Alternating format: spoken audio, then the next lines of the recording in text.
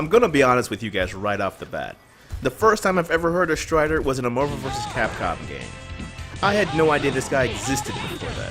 But because I saw him there, I went looking for other games featuring Strider, and I found Strider 2 for the PS1. This was the first and only other Strider game I've ever played. It was fun as hell though, and although I've never beaten it, it's always been one of those games I've always wanted to go back to. For those of you that have played Strider 2, you're going to see a lot of familiar enemies, locations, and situations, and although the new Strider takes cues from the PS1 version, this game is a beast all its own. Strider is a 2.5D side-scrolling hack-and-slash platformer with a focus on speed and mobility. The moment I picked it up, I was insanely nostalgic. The fact that I was playing a Strider game alone was enough to put the grin of a 10-year-old on my face. Does this mean that the game sucked and only Strider fans should play it? Nope. The game is for anyone that likes being a completionist or a speedrunner. Think about that for a second. The completionist takes their time collecting everything, while speedrunners haul ass. That's a weird combo, isn't it? To me, anyway. And yet this game fits both roles so well. It took me 6 hours to beat this while just sticking to the main path, and I only got 49% of the items. Granted, most of the things that I found were during those moments where I had no idea where to go and I just happened to stumble across something. By the way, there's a lot of different types of items here. They're sprinkled all over the place. There are health upgrades, weapon upgrades, skins, artwork, unlockable challenge modes. There really is a lot to find. A completionist's wet dream. Even if you're not a completionist though, going the wrong way, finding something, and then spending a minute or two finding your way back isn't uncommon. But to be realistic, you'll never get completely lost since you always have a small arrow on your minimap pointing you in the right direction. With all that being said, there's so much speed coming from Strider himself that I honestly see this game being able to be beaten in 2 hours. Hell, maybe 1.5. Totally waiting for that speed run. I would definitely count this game as one of the fastest games I've ever played. Strider swings his sword with such ease that you never have to stop moving, and you can just mow everything down without even blinking. You can play with the keyboard or the controller, and the controls are very tight, unless you're hanging from the roof. For some reason, when you're on the roof, you can't just hit the jump button to get off. You either have to hit the dedicated let go button, or push down and jump at the same time.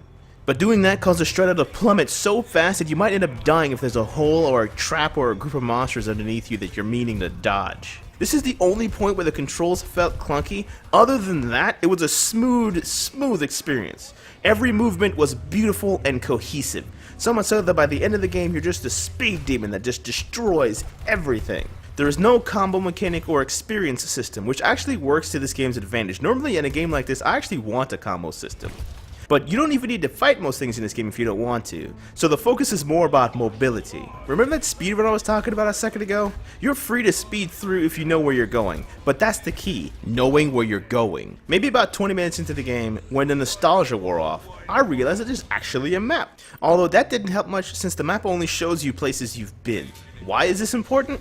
Because in your first pass through, you're going to see doors that you can't get through.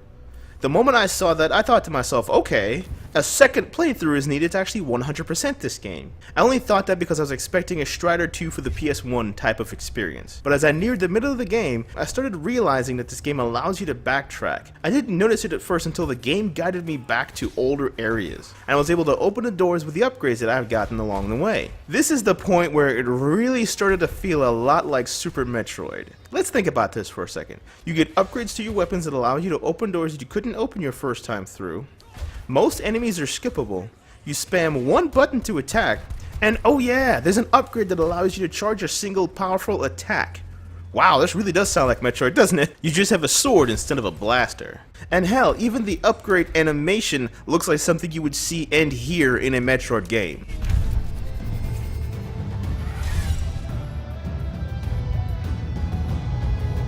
Nothing wrong with that though. They picked a great game to copy ideas from in my opinion. If you're gonna steal from the best. If I hated one thing about Strider, it was the lack of variety in the enemy types. Throughout much of the game, you're slaughtering hordes of the same robots, just with different colors. This is even true in the late game. That really dulled the experience. The first hour of gameplay, pure nostalgia carried me on. The second hour, I bled through because nothing in the game really changed. No new enemy types really added to the lack of challenge here. The game got harder simply by making enemies more tanky and with bigger health pools. I even had it on the hardest difficulty, and once I got used to the controls, the first couple hours weren't difficult at all. Don't get me wrong though, you're still going to die. Maybe not as much as one would expect for a game on the hardest difficulty, but you will die. However, dying doesn't have as much as an effect as you would think, since the checkpoint system is very forgiving, and you can go right back to where you were with a full bar of health. It was not until later game when I started getting weapon upgrades that the game started feeling more challenging. The same enemy types started changing a little bit, and I needed to do quick weapon augment swaps to be able to deal with the things that can only be killed in a certain way. At this point, once I felt challenged, I couldn't put this game down. I was 100% hooked, and the last half of gameplay flew by. I had so much freaking fun. The best part of this is, even though the main campaign can be beaten in 6 hours, there are still challenge modes to be beaten and collectibles to be found. You really could sink at least another 6 hours into this game just to get 100%. For a $15 price tag on Steam, I would definitely recommend sinking your teeth into this one. Strider fan or not, the game is a great 2.5D experience for everyone of any age. Alright guys, that's it for me. I hope you guys enjoyed the review. Let me know what you guys thought in the comments below. Please like, please subscribe, and have a good one. Peace!